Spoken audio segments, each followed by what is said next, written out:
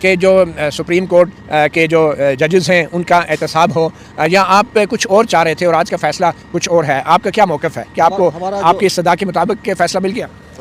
نہیں، ابھی تو یہ ہوا ہے کہ جو ہماری اپیل تھی سول سوسائٹی کی وہ تو یہ تھی کہ اگر ایک جج جو کرسی پر بیٹھا ہو اور جج ہے اور اس کے خلاف ریفرنس دائر ہو جائے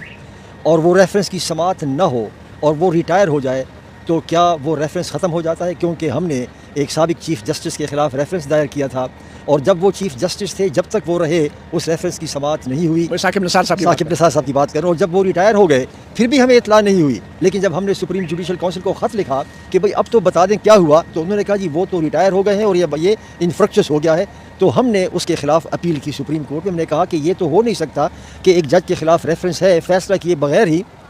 ریٹائرمنٹ کے بعد وہ انفیکشس ہو گیا۔ تو اس کے بعد جب ہم سپریم کورٹ میں گئے تو رجسٹرار صاحب نے ہماری پٹیشن مسترد کر دی، ایڈمنسٹریٹو ریزنز، کہا کہ بھئی سپریم جوڈیشل کونسل آئینی ادارہ ہے، اس کے خلاف آپ پٹیشن نہیں کر سکتے۔ پھر ہم نے اپیل کی ان چیمبر اور جسٹس عطا باندیال صاحب اس کا جج تھے، انہوں نے اپیل سنی اور انہوں نے کہا کہ آپ اپنی پٹیشن سے ثاقب نثار کا نام نکال دیں اور یہ اصولی موقف اختیار کر دیں کہ بھئی اگر ایک جج کے خلاف ریفرنس ہے اور اگر وہ ریٹائر ہو جائے تو پھر وہ کیا ہوگا۔ چنانچہ ہم نے وہ بھی کیا۔ وہ کرنے کے بعد جیسے بھی آپ نے ابتدائی کلمات میں بتایا کہ 2 رکنی بینچ نے پھر یہ کہا کہ نہیں، ان کے خلاف جو ہے ریفرنس نہیں چل سکتا، ریٹائرڈ یا مستعفی ججوں کے خلاف۔